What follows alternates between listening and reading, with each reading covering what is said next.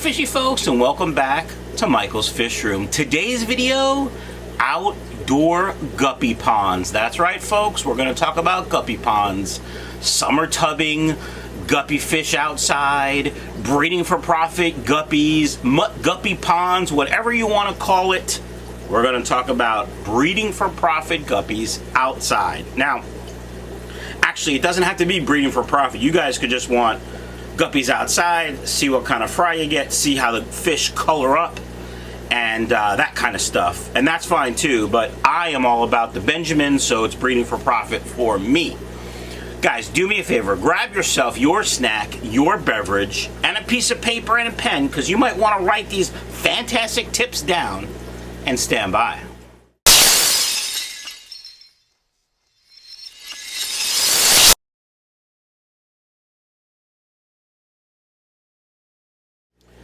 Alright fishy folks, welcome back. Before I get started with my 5 breeding for profit outdoor guppy pond tips and tricks, do me a favor, hit that subscribe button if you haven't done so already, and then gently boop the notification bell so you know if I go live or if I release a new video. Now I'm old and I forget stuff, so I wrote it down on my phone, and we're going to talk about the first thing is, do you heat your ponds? Now, this is the first year I'm actually heating my ponds, so the answer is usually no. But I want to get started early, and Mother Nature is a crackhead. Let me explain what that means, because some of you might not know. Here in New Jersey, yesterday was like 85 degrees and like 112% humidity, which is a normal summer day in New Jersey. But today it's supposed to be like 82, which is nice, medium humidity, like 50%, not too bad. And then tonight, you know, it's going to go into the 40s. That's right, folks. 85 yesterday, 40 tonight. That temperature swing is a little too much for guppies. In addition, 40 degrees overnight, for me, is too cold for guppies to be outside. I'm fine. So what I did is I set up 100-gallon pond, and I put a heater in it, and I watched the temperature for I don't know, a weekish, 5 days, where we had some nights where it was in the 50s, and the temperature maintained in the 80s, which is what I have the heater set. I just actually set it 82, and that particular heater is a Marineland 300-watt heater, which I love the Marinelands for 2 reasons. 1, their price point is pretty good for the quality, and 2, their customer service is outstanding. You have a problem, you contact them, you do what they need you to do, boom, you get a refund or a new product. So that's why I like them. Then recently I ordered a new heater. Stand by. I ordered a Neotherm heater, and you can see I got it from my friends supercichlids.com, Martin and Lisa. By the way, it was Martin's birthday yesterday, Friday. Today's Saturday. Why don't you go ahead and wish him a happy birthday on their Facebook page, supercichlids.com. And, you know, as a present, go to their website and, you know, buy lots of stuff. Just saying. Anyway, I've heard really great things about these Neotherm heaters, and I figured I'd give it a try outside. So what's cool about these is, if you don't know, they're very slim. They're black, so it's hard to see them if you like to hide things. But there's actually 2. So I think it's like 2 150-watt heaters that are connected, so you can space them out in the tank. You can put one on one side, one on the other, get more even heating. That's what I think, at least. So I love the Neotherm heater. But let's talk about, do I heat the ponds? Usually no.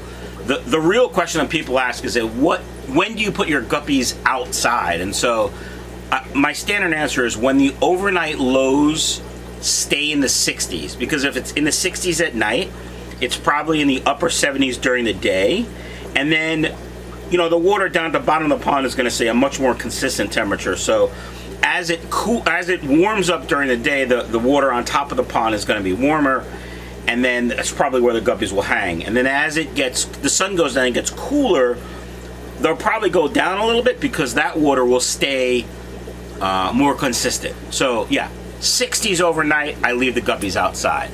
Now, for those of you in the south, because I get a lot of questions about, you know, I think it's too hot, it's 110 degrees outside. The same thing goes. You put your pond in the shade, that water, you know, especially if you have a deep pond, we're talking 2 feet-ish or more, the water at the bottom of the pond will be cooler than the water at the top of the pond, and that's where the guppies will hang. If the water was truly indeed 110, no, your fish would die and it would stink. So, you know, test it. Get your pond, put it out in the shade, get a thermometer, you know, and check the water at different levels. And you'll see that as you go deeper, the water stays more consistent. Hope that answers your temperature-related questions. Question number 2. I'm fine. Do you cover your, or why do you cover your ponds, really is what I get. So the simple answer is dragonflies. They suck. They're creepy creatures that are vicious murderers, but their offspring, their fry, which are called nymphs, are even worse. I've recently done some research and looked at pictures, and I gotta tell you, it's a thing of nightmares. If you wanna see a nymph, here we go, folks. It's worse than a clown, right? So here's a scary, scary picture. No, seriously, here's really a scary picture. So these dragonfly nymphs, what happens is dragonflies drop their butt in the water, drop their eggs, the nymphs hatch, and then they immediately start hunting for food. And their food are guppy fry, basically. They'll eat them all. They're savages. They're savages. I have no other words for them. So I cover the ponds with something that will let, you know, mosquitoes in, because mosquito larvae is the best, and other bugs, because the bugs are fantastic. Of course, sunlight, because sunlight helps the guppies color and keep the ponds warm. And the holes are small enough where all that stuff can get in, but the dragonflies can't drop their butt in the water. The other thing sometimes that I do is I put the water, you know, low, so even if they can drop in, it's too deep for the, you know what I'm saying? Anyway, that's why I put nets over all my ponds. Last year I didn't do all of them, and I didn't have any production in the ones that I didn't have nets on. So this year, everyone gonna be covered. And you know, you kind of gotta make stuff. I know I saw someone use a screen, an old screen from a window. That'll work. You won't get any bugs in there, but that'll work to keep dragonflies out. So I go buy pond netting, you know, to keep like birds from picking up koi. But then I double it or triple it so the layers overlap to make the hole smaller. So that's what I do. What do you guys do? Let me know down in the comments below. All right. Question or tip number 3. Do you change water in your ponds? Nope. Never. Occasionally I've had to top them off due to evaporation from heat, especially if it hasn't rained in a couple weeks, but usually the rainwater fills the tubs and does its own water change that way. So water changes are, that's a whole nother video. So no, I don't change the water, I don't test the water. Actually, I don't even dechlorinate my pond water. Now, that's because I set them up, I fill them up, and then I let them sit with an air stone for at least a day or two before I put fish in them to let the temperature stabilize. But what that does, especially in my water with low chlorine, is the air will help the chlorine evaporate. I don't know if that's the right word, but you can do that too. You know, you take some water, you fill a 5-gallon bucket, put an air stone in there, and then in 24 hours, it should have no chlorine in it. Also, if you have, the pH will probably change as well. So if you're looking for a true pH of your water, it's a good way to test it. Anyway, whole nother video, not smart enough to really explain it. Do I do water changes in ponds? Nope. All right, next question. Do you filter your ponds? Now this one is an interesting question because I've gotten a lot of questions about the cycle, and I've seen people, you know, on Facebook, we all know how I feel about some of these questions, and these people asking questions about the cycle and stuff. And so the short answer is no, I don't normally filter a pond.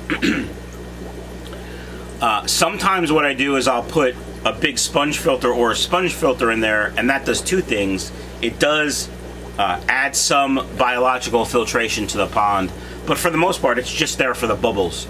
And it's easier for me to put a sponge filter, because I usually have a ton of them in a pond, than to go look and find or buy air stones. for me, it's just easier. So, do I filter ponds? No, not usually. Occasionally, when I first start a pond, if I have some guppies that I'm putting, you know, a lot in, I may or may not drop a filter in there. But for the most part, no, I don't filter ponds. I filter them naturally. I use the air zone, obviously, for aeration. But plants, natural plants, and the natural water changes are what changes the water, what keeps the water parameters good. Now the trick to this is, you know, in a 100-gallon pond, I might put 10 guppies. That's, you know, if you go by the inch per gallon rule, I could put at least 100 guppies in there, right? We all know that inch per gallon rule is BS. So I put like, I don't know, 10 guppies, and then eventually they have fry and we have, you know, 200 guppies. But in that time, the beneficial bacteria that is on the surface of the pond, the inside surface, the beneficial bacteria that's living in all the plants that I have, that'll take care of ammonia and nitrite. And then of course all the plants in the ponds suck up the nitrates. So it's kind of a natural filter, if you will. So no filter. Now this last question, which I get asked, I'm fine, second most, or which I get asked most, a very close tie for do you filter your ponds, but the last question is, do you feed the ponds? Now, if you remember in the beginning, and if you watch any of my videos, you know I'm all about breeding for profit. If you're not about breeding for profit, you don't have to touch your pond once you set it up. You shouldn't have to, at least. The bugs and other microorganisms in the water, the fish will eat that and be happy and healthy and produce many, many fry for you. Me, on the other hand, I don't want many, many fry. I want a gajillion fry. A gajillion mutt guppy fry made from the ponds will make me lots of money. And that's why I'm doing this. Breeding for profit. So yes, I typically feed my ponds at least once a day. Now, this year we're going to have more than just mutts outside. Last year we had some red cobras, and you know, my son's girlfriend took a bunch of them before they could breed, and that threw off the numbers. I didn't have very good production. And I had some blue deltas out there. That was the test pond that wasn't covered. No production out of that one. So this year we're going to do mutt guppies. We're going to have 2 systems of mutt guppies because they are fantastic from the ponds. I already have some grass guppies out there, which you'll see in another video later in the week. And then we're probably going to do the pink flamingos outside. I'm just looking at my you know, I haven't really decided, but we'll probably do the pink flamingos. We'll do the blue deltas. I'm fine. I might do the blue metallic mosaics because they're mosaic, which means their tails kind of have a weird pattern. I'm really looking forward to see what the sun and the fresh bugs do for their colors. We now have some red platinum Dumbo ears in the fish room. Those are going up on the website soon. And those will probably also go out in the pond because I just want to produce the hell out of those. And then I don't know. I have 200-gallon ponds, one with mutts, one with the grass guppies. They're red grass, but the thing about grass guppies is they throw red and blue, so hopefully we'll have both.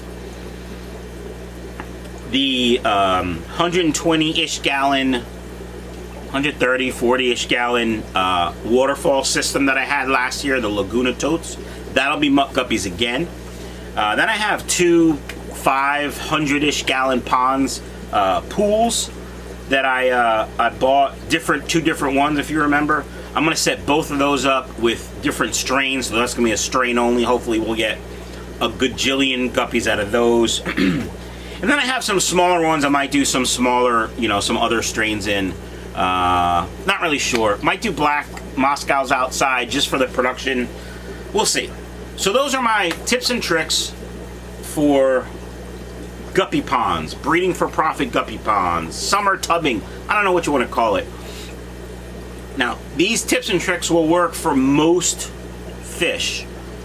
As you guys know, I'm just a dumb guy with a camera. I know a little bit about guppies. I know a little bit about plecos. I know a little bit about angels. And a little bit about fish in general. I know a lot about the cycle, but that's a whole nother story. So if you have another type fish you want to put outside, say cichlids or something else, tetras, you want to breed tetras outside, most of this will work for that. But do your own research. That's all I'm saying. All right. Breeding for profit, guppy tubs, outdoor guppy ponds, summer tubbing, whatever you want to call it, tips and tricks. Let me know down in the comments below if you have tips and tricks that are different. And I hope you enjoyed this video. And, you know, check out my website, michaelsfishroom.com. Check out my Teespring store. You can buy this cool Michael's Fish Room shirt. It's pink. I like the pink. All right, that's it. See ya.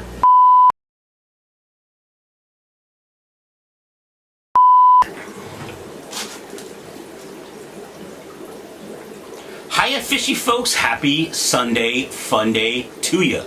Welcome back to Michael's Fish Room. I hope you guys are having a great day and, you know, that kind of stuff. And, yeah, whatever. I'm fine.